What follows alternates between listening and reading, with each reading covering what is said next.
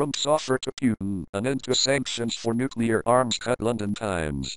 Trump has vowed to improve relations with Moscow even as he faces criticism he is too eager to make an ally of Putin.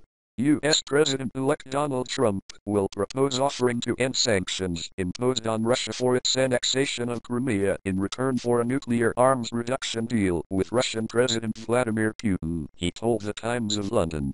Trump, in an interview with a newspaper published online on Sunday, was deeply critical of previous U.S. foreign policy, describing the invasion of Iraq as possibly the gravest error in the history of the United States and akin to throwing rocks into a beehive.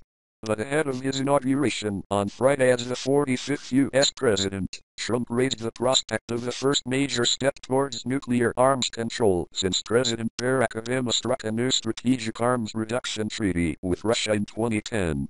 They have sanctions on Russia. Let's see if we can make some good deals with Russia, the Republican president-elect was quoted as saying by the Times.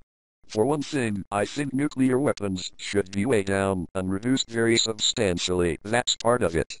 But Russia's hurting very badly right now because of sanctions, but I think something can happen that a lot of people are gonna benefit.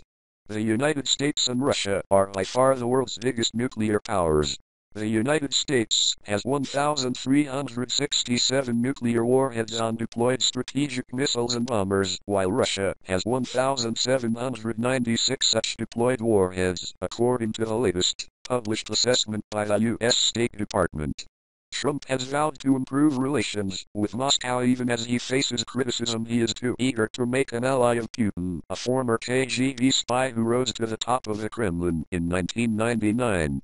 The issue has faced renewed scrutiny after an unsubstantiated report that Russia had collected compromising information about Trump. The unverified dossier was summarized in a U.S. intelligence report presented to him in November this month that concluded Russia tried to sway the outcome of the November 8 election in Trump's favor by hacking and other means. The report did not make an assessment on whether Russia's attempts affected the election's outcome. Trump accused U.S. intelligence agencies of leaking the dossier information, which he called fake news and phony stuff. Intelligence leaders denied the charge. Russian relations. In the interview with the Times, Trump was also critical of Russia's intervention in the Syrian civil war, which along with the help of Iran, has tilted the conflict in President Bashar al-Assad's favor. Trump said Putin's intervention in Syria was a very bad thing that had led to a terrible humanitarian situation.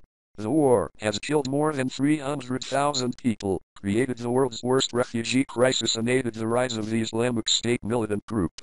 On NATO, Trump repeated his view that the military alliance was obsolete but added it was still very important for him. I took such heat when I said NATO was obsolete, Trump told the Times, speaking of comments during his presidential campaign.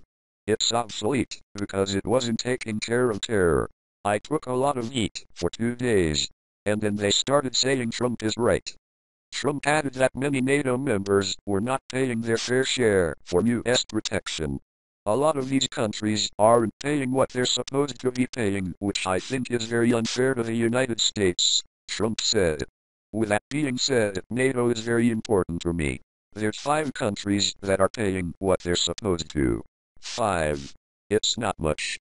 Trump also said he would appoint his son-in-law, Jared Kushner, to broker a Middle East peace deal, urged Britain to veto any new UN Security Council resolution critical of Israel and criticized Obama's handling of the Iran nuclear deal.